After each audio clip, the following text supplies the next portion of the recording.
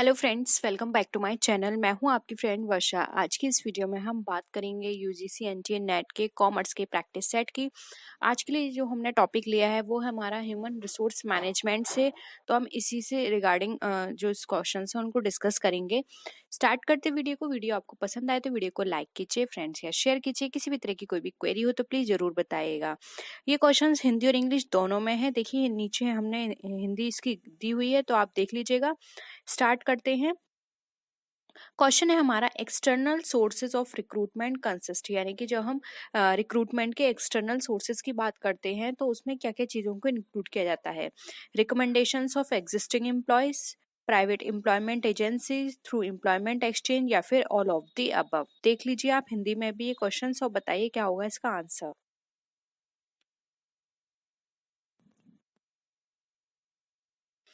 External agency की बात की जा रही है यहाँ पर। देखिए हम जब भी एक्सटर्नल एजेंसी की बात करते हैं तो एक्सटर्नल में आते हैं कि हमें कौन कौन हमारी हेल्प कर रहा है रिक्रूटमेंट में, यानी कि जो हमारे एग्जिस्टिंग एम्प्लॉयज हैं उनकी रिकमेंडेशन से हम रिक्रूटमेंट करा रहे हैं, प्राइवेट एम्प्लॉयमेंट एजेंसी जो होती हैं उनके थ्रू करवा रहे हैं, या फिर हमने कोई एम्प्लॉयमेंट एक्सचेंज है उसके थ्रू हम करवा रहे हैं। तो ये सारे ही पॉइंट हमारे हमारे एक्सटर्नल रिक्रूटमेंट होते हैं उनमें इंक्लूड किए जाते हैं। ये सारे एक्सटर्नल रिक्रूटमेंट के सोर्सेज हैं। इसलिए ऑप्शन डी यहाँ पे हमारा all of the above right answer हो जाएगा। होप यहाँ पे ये क्वेश्चन आपको क्लियर है। सेकंड है, अब देखिए क्वेश्चन वही है बट यहाँ पे पॉइंट्स जो हैं, ऑप्शंस जो हैं वो चेंज कर दिए हैं। External sources of recruitment consist professional training institute, educational institute, waiting list, या फिर एग्जीक्यूटिव सर्च एजेंसी। अब इसमें से आपको बताना है कौन सा है एक्सटर्नल का पार्ट।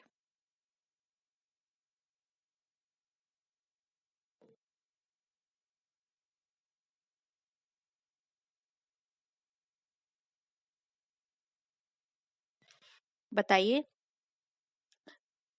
देखिए प्रोफेशनल ट्रेनिंग इंस्टीट्यूशंस जो होते हैं ये एक्सटर्नल का पार्ट नहीं है। आपके खुद के इंस्टीट्यूशंस होंगे तो ये तो इंटरनल पार्ट हो गया। एजुकेशनल इंस्टीट्यूशंस भी इंटरनल पार्ट हो गया, वेटिंग लिस्ट भी हो गया। लेकिन यहाँ पर जो एग्जीक्यूटिव सर्च एजेंसी है ये एक्सटर्नल है, क्योंकि यहाँ पर ये आपको रिकमेंड करती हैं लोगों को अपॉइंट करने के लिए। ठीक है, तो यहाँ पर ऑप्शन 4 जो है राइट आंसर हो जाएगा।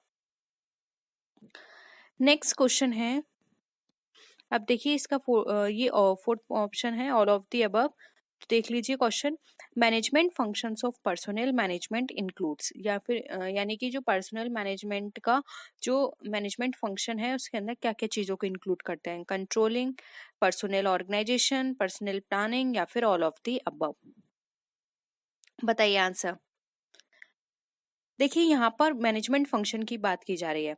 अब यहाँ पे अगर आप इसको थोड़ी देर के लिए अगर भूल जाएं कि ये पर्सनल मैनेजमेंट का पूछा जा रहा है यहाँ पे, तो आप नॉर्मली मैनेजमेंट फंक्शन को याद करिए। क्या क्या होता है, प्लानिंग होता है, स्टाफिंग होता है, डायरेक्टिंग, ऑर्गेनाइजिंग, कंट्रोलिंग, ये सब मैनेजमेंट के फंक्शंस है। अगर यहाँ पे पर्टिकुलर पर्सनल मैनेजमेंट के लिए पूछा जा रहा है, यानी कि ये सारे काम पर्सनल से रिलेटेड होंगे, जैसे कि पर्सनल प्लानिंग हो गया, पर्सनल कंट्रोलिंग हो गया, पर्सनल ऑर्गेनाइजेशन हो गया। तो ये सारे पार्ट उसी के हो गए।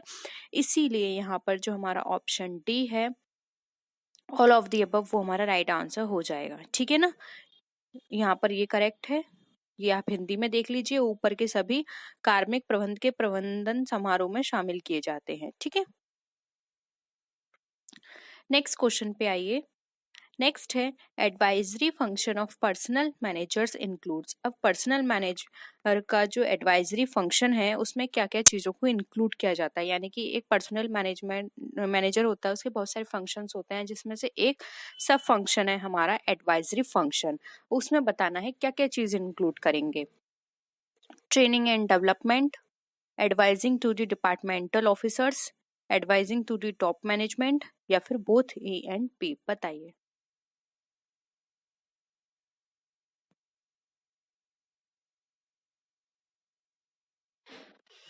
देखिए यहाँ पे पर्सनल मैनेजर्स की बात की जा रही है और वो भी उसके एडवाइजरी फंक्शन से रिलेटेड।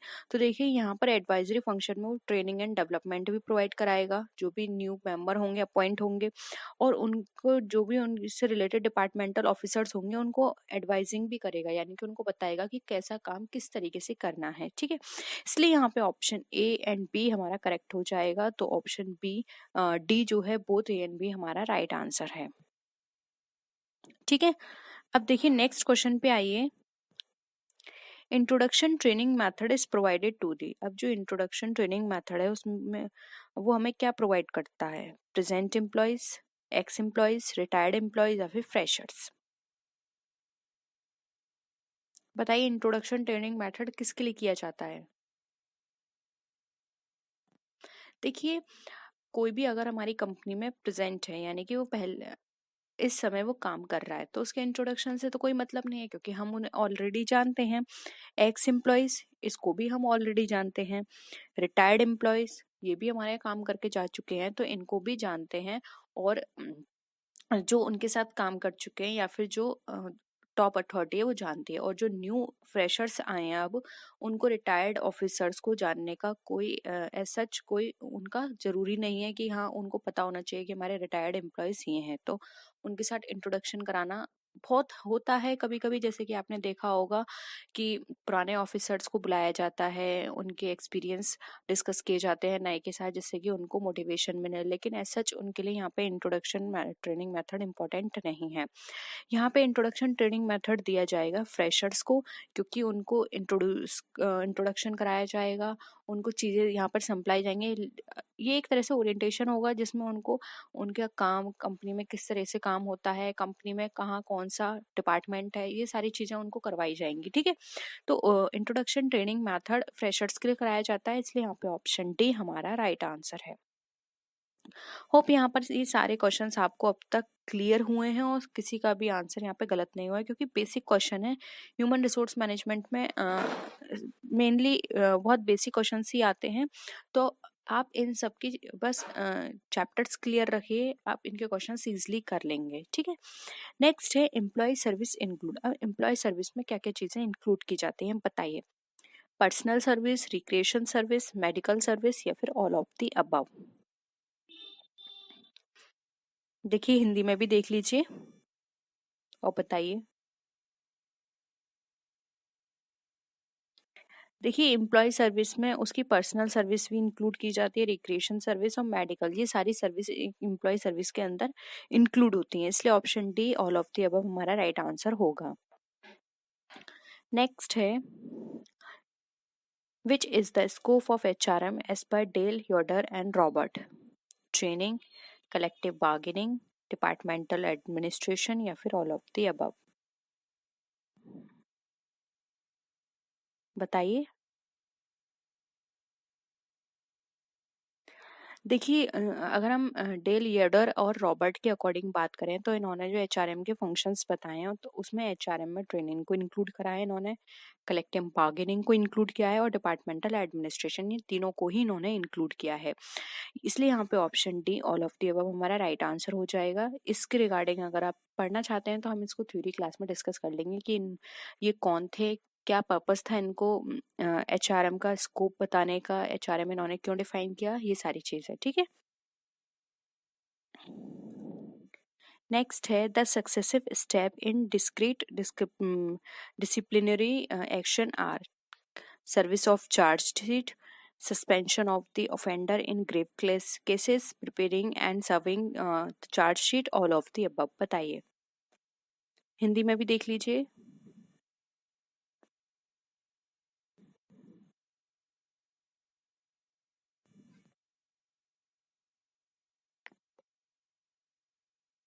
देखिए यहाँ पे ग्रेव केसेस का मतलब होता है सीरियस केसेस। ठीक है, सीरियस केसेस। बताइए सक्सेसिव स्टेप क्या होगा डिस्क्रीट डिसिप्लिनरी एक्शन का?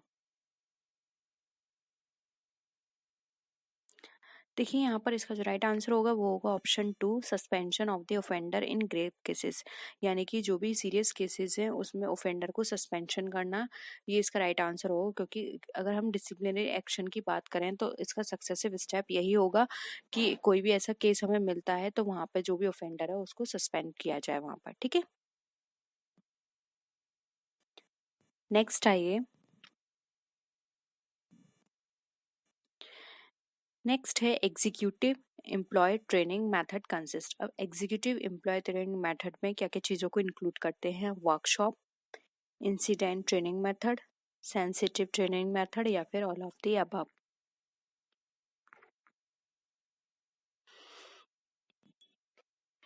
देखिए यहाँ पर ये बात करें एग्जीक्यूटिव एम्प्लॉय ट्रेनिंग की, तो इसके अंदर हम वर्कशॉप भी इंक्लूड करते हैं, इंसिडेंट ट्रेनिंग मेथड भी इंक्लूड करते हैं। यानी कि कोई एक इंसिडेंट लेके हम यहाँ पर उनको चीज़ें बताते हैं, एक्सपीरियंस बताते हैं, और सेंसिटिव ट्रेनिंग मेथड के थ्रू भी हम उनको ट्रेनिंग प्रोवाइड करते हैं। इसलिए option D all of the above हमारा राइट आंसर हो जाएगा। नेक्स्ट आते हैं, the approaches of HR philosophy includes. अब एचआर फिलोसफी की अप्रोचेस में क्या क्या चीज़ें यहाँ पे शामिल हैं? Concept of welfare, survival of the fittest, covid operation या फिर ऑल ऑफ द अबव। बताइए एचआर फिलोसफी में कौन कौन सी अप्रोचेस इंक्लूड करते हैं?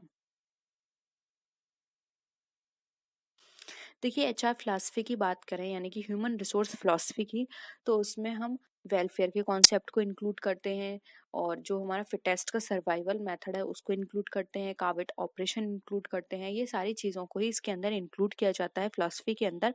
इसलिए ऑप्शन डी हमारा राइट आंसर हो जाएगा। ठीक है, एक बार आप इसको हिंदी में भी देख लीजिए। कल्याण की अवधारणा, योग्यतम की उत्तरजीविता, चेतावनी संचालन, ये सारी चीज़ें हमारी इसमें इंक्लूड की जाएंगी। ठीक है, नेक्स्ट है the human resource system covers. अब ह्यूमन रिसोर्स सिस्टम में क्या क्या चीज़ें कवर करते हैं?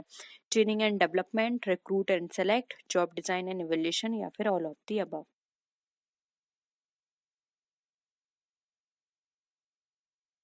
आपने ह्यूमन रिसोर्स मैनेजमेंट पढ़ा होगा, तो आपको पता होगा कि ह्यूमन रिसोर्स के अंदर हम ट्रेनिंग की बात करते हैं, डेवलपमेंट की, रिक्रूटमेंट की, सिलेक्शन की, जॉब डिज़ाइन, ओरिएंटेशन, इवैल्यूएशन, इन सब की ही बात इसके अंदर की जाती है। क्योंकि एचआर के अंदर ये सारे चीज़ें इंक्लूड की जाती हैं कि किस तरह से एक एम्प्लॉय का रिक्रूटमेंट होगा, कैसे सिलेक्शन होगा उसका, किस तरह से उसको ट्रेनिंग प्रोवाइड की जाएगी, ये सारी चीज़ें ही इसका पार्ट होती हैं।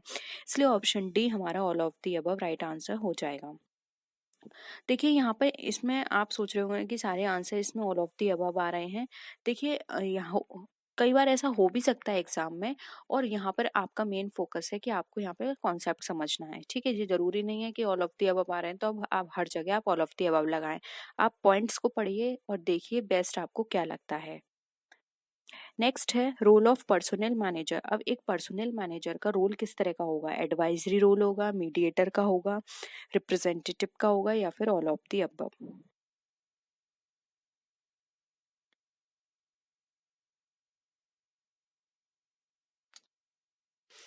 देखिए यहाँ पे तो पर्सोनल मैनेजर की बात की जा रही है, लेकिन इसकी जगह अगर सिर्फ यहाँ पे एक मैनेजर, नॉर्मल मैनेजर पूछा होता तो एक नॉर्मल मैनेजर क्या होता है?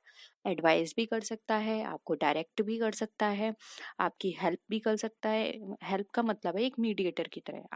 आपको काम दे दिया, अब वो वहाँ पे एक मीडिएटर की तरह है, आपको बस वो वहाँ पे इंस्ट्रक्ट करेगा। ठीक है, रिप्रेजेंटेटिव की तरह भी हो सकता है कि उसने आपको दे दिया, अब आपको सब काम आप खुद ही करना है, वो सिर्फ आपको हाई अथॉरिटी के सामने रिप्रेजेंट करेगा, वो आपका रिप्रेजेंटेटर की तरह काम करेगा। ठीक है, इसलिए all of the above right answer हो जाएगा।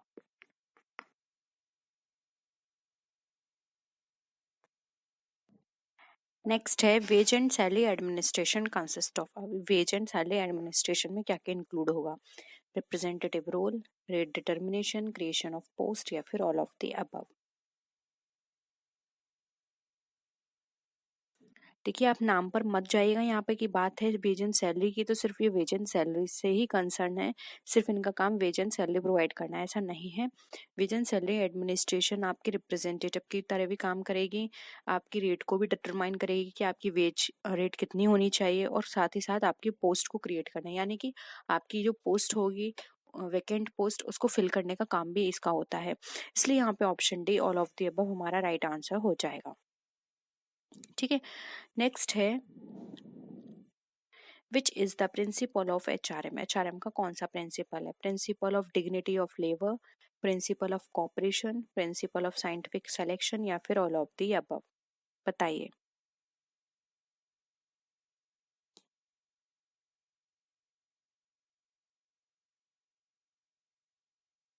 देखिए HRM की बात करें तो principle of dignity of labour, और ये तो HRM का पार्ट नहीं है। प्रिंसिपल ऑफ साइंटिफिक सिलेक्शन, ये भी HRM का पार्ट नहीं है। HRM का पार्ट होता है कॉपरेशन करवाना। ठीक है, इसलिए ऑप्शन डी यहाँ पे हमारा बी हमारा राइट आंसर होगा, principle of cooperation. Next question है which is non monetary incentive. अब इसमें हमें नॉन मॉनेटरी इंसेंटिव बताना है। फर्स्ट है ट्रेनिंग, सेकंड है हमारा सबेटिकल्स, थर्ड है हमारा फ्लेक्सिबल वर्क आवर्स और फोर्थ है हमारा ऑल ऑफ दी अबव। तो आपको बताना है नॉन मॉनेटरी इंसेंटिव इसमें से कौन सा है, बताइए। नॉन मॉनेटरी इंसेंटिव का मतलब है कि आपको कुछ बेनिफिट दिए जा रहे हैं लेकिन वो मॉनेटरी एस्पेक्ट में ना होकर नॉन मॉनेटरी एस्पेक्ट में है। ठीक है, तो देखिए यहाँ पे ट्रेनिंग हमारा बिल्कुल सही है, आपको ट्रेनिंग प्रोवाइड करें यानी कि इससे आपकी नॉलेज ही इनहेंस होगी। तो यहाँ पर आपको पैसे ना देके वो आपको ट्रेनिंग दे रहे हैं, तो इससे क्या होगी, आपकी नॉलेज बढ़ेगी तो आप अच्छा काम कर पाएंगे। तो इससे आपको ही बेनिफिट मिलेगा, जिससे कि आपको डेवलपमेंट होने में हेल्प मिलेगी। सेबेटिकल्स का मतलब यहाँ पर ये होता है कि आपको ब्रेक मिल जाता है, जो भी आप काम कर रहे हैं, आपके जो ऑफिस आवर्स हैं वहाँ से आपको ब्रेक मिल जाता है। और ये ब्रेक आपको रेस्ट करने के लिए नहीं मिलता कि आप घर जाएं और रेस्ट करें, उसके लिए नहीं मिलता। आपको ब्रेक मिलता है आपके ट्रैवल पर्पस से, आपके स्टडी पर्पस के लिए, यानी कि आप एक्स्ट्रा स्टडी करके नॉलेज गेन करें और उस नॉलेज को यहाँ पर यूज़ करें। यहाँ पर मोस्टली इस तरह की चीज़ें सेबेटिकल्स लीव भी होती है, ये मोस्टली टीचिंग लाइन में यूज़ की जाती है। इसमें आपको कुछ अदर काम के लिए, यानी कि आप ऑफिस काम ना करके अपना अदर काम कर सकते हैं, जैसे कि आप स्टडी कर सकते हैं, आप कहीं ट्रैवल कर सकते हैं। तो यहाँ पर आपका ब्रेक ऑफ होता है, तो ये भी हमारा नॉन मॉनेटरी एस्पेक्ट में ही इंक्लूड है। फिर है फ्लेक्सिबल वर्क आवर्स। अब आपके जो वर्क आवर्स हैं उसमें फ्लेक्सिबिलिटी कर दी जाए, यानी कि पहले आप 8 घंटे काम कर रहे थे, अब आपके वो 6 घंटे या 7 घंटे कर दिए। तो ये भी क्या है, एक तरह से आपको नॉन मॉनेटरी इंसेंटिव प्रोवाइड किए जा रहे हैं। तो इसलिए यहाँ पे ऑप्शन डी जो है ऑल ऑफ द अबव हमारा करेक्ट आंसर हो जाएगा। ठीक, आई होप यहाँ पर ये कॉन्सेप्ट आपको क्लियर हुआ है। हिंदी में भी देख लीजिए। ठीक है, अब है next question, the contents of job description involve. अब जॉब डिस्क्रिप्शन के कंटेंट्स में क्या क्या इंक्लूड करते हैं? Condition of work, organisational location of the job, job title या फिर ऑल ऑफ द अबव। बताइए क्या क्या चीजें इंक्लूड करेंगे। आपने जॉब डिस्क्रिप्शन के बारे में पढ़ा होगा। देखिए जॉब डिस्क्रिप्शन में जॉब से रिलेटेड वो कहाँ जॉब कर रहे हैं, किस तरह से आपको जॉब करनी है, उसकी क्या क्या कंडीशंस हैं, आपकी जॉब का नेचर क्या है, आपकी जॉब की लोकेशन क्या है, ये सारी चीज़ें उसके अंदर आपको मेंशन होती है। यानी कि जो भी आपकी जॉब है उसको वहाँ पे बहुत अच्छे से डिस्क्रिप्टिव फॉर्म में लिखा हुआ होता है। ठीक है, तो यहाँ पे option D all of the above आपका राइट आंसर हो जाएगा। नेक्स्ट है which is not a training method. अब इसमें से कौन सा ट्रेनिंग मैथड नहीं है? Management role playing, workshop, multiple management या फिर रिक्रूटमेंट मैथड्स। ठीक है, हिंदी में भी एक बार आप देख लीजिए। बताइए ट्रेनिंग मेथड में क्या क्या इंक्लूड नहीं करते हैं। देखिए ट्रेनिंग की बात की जा रही है तो मैनेजमेंट रोल प्लेइंग, यानी कि आपको किसी पर्टिकुलर कोई ऐसा रोल दे दिया जाएगा जो आपको प्ले करना होगा। प्ले करने का इन द सेंस मतलब है कि आपकी एक तरह से वो ट्रेनिंग ही हो रही है, यानी कि अगर हमको कोई काम दिया जा रहा है और हम उसको कर रहे हैं तो ये क्या हो रही है, हमारी प्रैक्टिस हो रही है, ये हमारी ट्रेनिंग का पार्ट है। वर्कशॉप भी एक ट्रेनिंग का पार्ट होती है क्योंकि उसमें बहुत सारी चीज़ें हमको सिखाई जाती हैं। मल्टीपल मैनेजमेंट का मतलब यहाँ पर ये होता है कि यहाँ पर जो मैनेजमेंट होता है बहुत डिफरेंट तरीके का होता है, जिससे हमें बहुत सारी चीज़ें सीखने को मिलती हैं। तो ये सारे ही हमारे ट्रेनिंग मेथड के पार्ट है। लेकिन रिक्रूटमेंट मेथड ये हमारा किसी भी ट्रेनिंग का पार्ट नहीं है, क्योंकि इससे हमें रिक्रूटमेंट मेथड से हमें कुछ भी सीखने को नहीं मिल रहा है। इसलिए ऑप्शन 4 जो है वो हमारा राइट आंसर हो जाएगा। नेक्स्ट है types of selection test consist. अब सिलेक्शन टेस्ट जो है उसमें क्या क्या इंक्लूड करते हैं? Aptitude test, interest test, personality test या फिर ऑल ऑफ दी अबव? बताइए, जब सिलेक्शन होता है तो उसमें कौन कौन सी चीजों को इंक्लूड करते हैं? देखिए, जब भी किसी भी पर्सन का सिलेक्शन होता है तो सिलेक्शन टेस्ट के अंदर उसका एप्टीट्यूड टेस्ट किया जाता है, उसका इंटरेस्ट टेस्ट किया जाता है कि वो जिस भी जॉब के लिए आ रहा है क्या वो उसके लिए कैपेबल है या नहीं, और साथ ही साथ उसकी ओवरऑल पर्सनैलिटी चेक की जाती है। पर्सनैलिटी का मतलब यहाँ पे हमारे फिजिकली अपीयरेंस से नहीं है। पर्सनैलिटी का मतलब होता है कि हम उसके लिए फिजिकली का मतलब है यहाँ पर हम मेंटली और पूरी तरह से उस जॉब के लिए परफेक्ट है या नहीं। पूरी चीज़ हमें देखी जाती है कि उस सिचुएशन को हैंडल करना हमें आता है या नहीं, या फिर हम जिस भी तरह की जॉब में जा रहे हैं उस जॉब के अकॉर्डिंग हमारी थिंकिंग उस तरह की है या नहीं, या फिर हमको उस तरह का एक्सपीरियंस या फिर हमारे पास उस तरह की नॉलेज है या नहीं। ये सारी चीज़ें हमारी पर्सनैलिटी टेस्ट का पार्ट होती हैं। इसलिए सिलेक्शन टेस्ट में ये सारी चीज़ों को इंक्लूड किया जाता है आज के टाइम में। इसलिए ऑप्शन 4 यहाँ पे ऑल ऑफ दी अबव हमारा करेक्ट आंसर हो जाएगा। ठीक है, अब देखिए नेक्स्ट क्वेश्चन है procedure of collection of data for job analysis include. अब जॉब एनालिसिस के अंदर जो हमारा डेटा कलेक्शन है उसका प्रोसीजर क्या क्या है? इंटरव्यू, क्वेश्चनियर, डायरेक्ट ऑब्जर्वेशन या फिर ऑल ऑफ दी अबव? बताइए, आपने रिसर्च भी करी होगी, जब आपने डेटा कलेक्ट किया होगा तो आपने कौन कौन से मेथड फॉलो किए थे?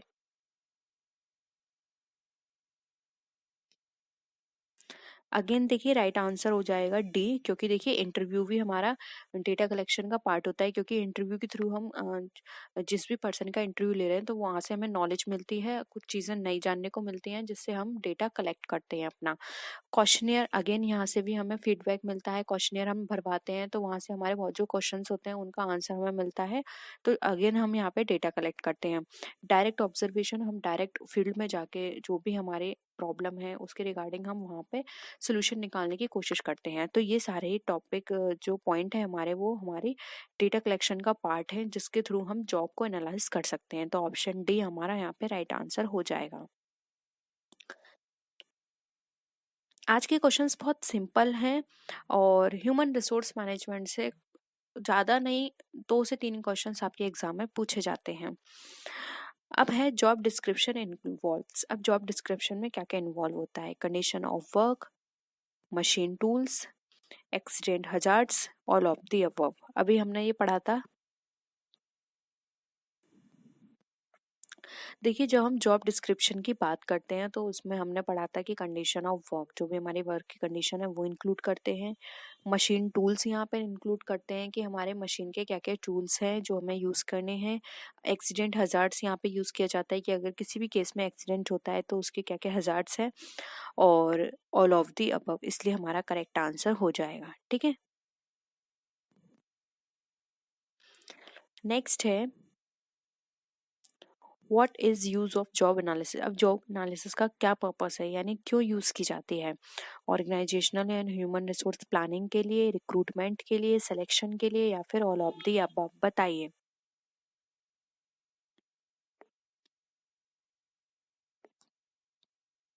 देखिए, जॉब एनालिसिस हम इसलिए करते हैं जिससे कि हमारा जो भी हम पर्टिकुलर जॉब के लिए रिक्रूटमेंट कर रहे हैं उसके लिए हमें किस तरह के पर्सन चाहिए। जब तक हम जॉब एनालिसिस नहीं करेंगे हमें नहीं पता पड़ेगा कि हमारे लिए बेस्ट कैंडिडेट कैसा होना चाहिए। हम रिक्रूटमेंट इसी के बेसिस पे करेंगे, सिलेक्शन इसी के बेसिस पे करेंगे, ऑर्गेनाइजेशन ह्यूमन रिसोर्स प्लानिंग सारी इसी के बेसिस पर होगी। इसलिए यहाँ पे option D all of the above हमारा करेक्ट आंसर हो जाएगा। नेक्स्ट है which of the following is central organisation of workers. अब इसमें से सेंट्रल ऑर्गेनाइजेशन वर्कर हमारा क्या है? United trade union congress, trade union coordination centre, Indian national trade union congress या फिर ऑल ऑफ द अबव? बताइए, सेंट्रल ऑर्गेनाइजेशन हमें बताने हैं वर्कर्स के लिए।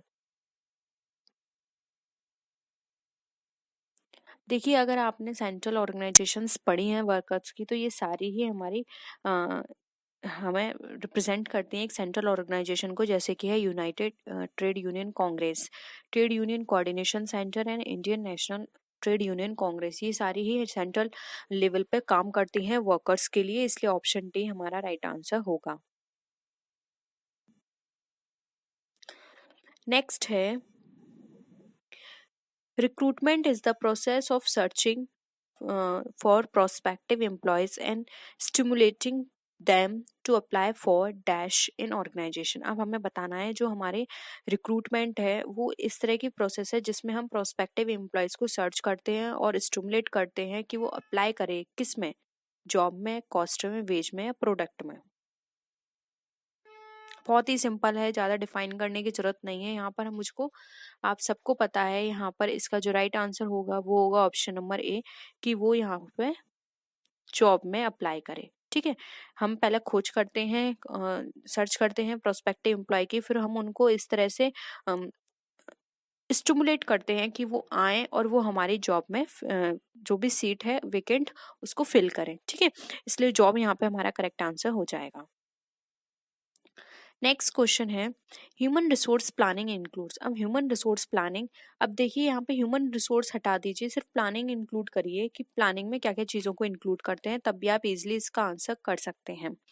ऑप्शंस हैं creating a climate of opportunity and professional challenges, recognition of excellence in performance, third है हमारा improvement of excellence in performance and fourth है हमारा ऑल ऑफ द अबव। तो बताइए ह्यूमन रिसोर्स प्लानिंग के अंदर क्या क्या चीज़ों को इंक्लूड किया जाता है।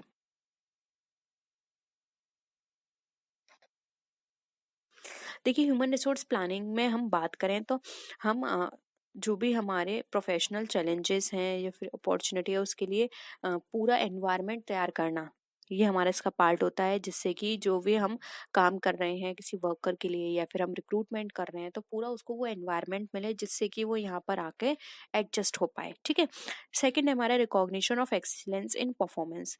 अब जो परफॉर्मेंस में एक्सीलेंस है उसका रिकॉग्निशन उसको प्रोवाइड करना, इम्प्रूवमेंट करना एक्सीलेंस इन परफॉर्मेंस में, तो ये सारे ही पार्ट हमारे प्लानिंग के होते हैं, ह्यूमन रिसोर्स प्लानिंग के, जिससे कि जो भी हमारा ह्यूमन रिसोर्स है वो यहाँ पर इजीली वर्क कर पाए और जो भी हमारे ऑब्जेक्टिव्स हैं उनको फुलफिल कर पाए। ठीक है, ऑप्शन डी हमारा करेक्ट है।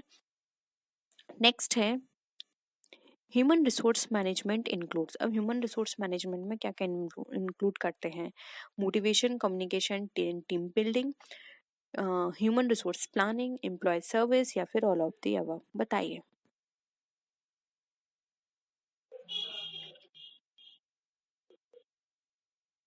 क्या होगा आपके अकॉर्डिंग इसका आंसर, जल्दी बताइए। देखिए अगेन अब यहाँ पर आप ह्यूमन रिसोर्स छोड़ दिए, मैनेजमेंट याद रखिए। तो मैनेजमेंट में हम क्या करते हैं, मोटिवेट, कम्युनिकेशन, टीम बिल्डिंग, ये सारा हमने मैनेजमेंट में पढ़ा था, तो ये तो करेक्ट है। Human resource planning again management का पार्ट होता है प्लानिंग, तो ये भी करेक्ट है। एम्प्लॉय सर्विस, जब हम ह्यूमन रिसोर्स की बात करें तो एम्प्लॉय सर्विस तो आएगी ही आएगी, तो ये भी करेक्ट है। तो ऑप्शन डी अगेन हमारा राइट आंसर हो जाएगा। ठीक है, हर चीज को समझ के चलिए, आपको क्वेश्चन रटने की जरूरत नहीं है, कॉन्सेप्ट क्लियर होंगे आप क्वेश्चंस इजिली कर लेंगे। नेक्स्ट है qualitative changes in the attitudes of employees involves. अब क्वालिटेटिव चेंजेस आ रहे हैं अगर एम्प्लॉय के एटीट्यूड में, तो किस तरह क्या क्या चीज़ें इन्वॉल्व होती हैं इसके अंदर। There is a greater awareness among officers, workers and association, यानी कि ग्रेटर अवेयरनेस है उसकी। Communication process more effective, there is considerable clarity about goals and objectives या फिर ऑल ऑफ द अबव। बताइए, देखिए आप लोगों ने इंग्लिश में देख लिया, हिंदी में भी दिखा देते हैं, स्टूडेंट्स को प्रॉब्लम हो रही होगी क्योंकि अब क्वेश्चंस बड़े हैं और नेट के एग्जाम में क्वेश्चंस हमेशा बड़े ही आते हैं। तो फ्रेंड्स ये थी आज की वीडियो, आई होप आपको आज के क्वेश्चंस पसंद आए होंगे। अगर वीडियो पसंद आए तो वीडियो को लाइक कीजिए, अपने फ्रेंड्स के साथ शेयर कीजिए, और किसी भी तरह की कोई भी क्वेरी हो या आप सजेशन देना चाहते हैं तो आप नीचे कॉमेंट सेक्शन में लिख सकते हैं। तो फ्रेंड्स नेक्स्ट वीडियो में हम फिर मिलते हैं और भी अच्छी वीडियोज के साथ, तब तक के लिए बाय बाय।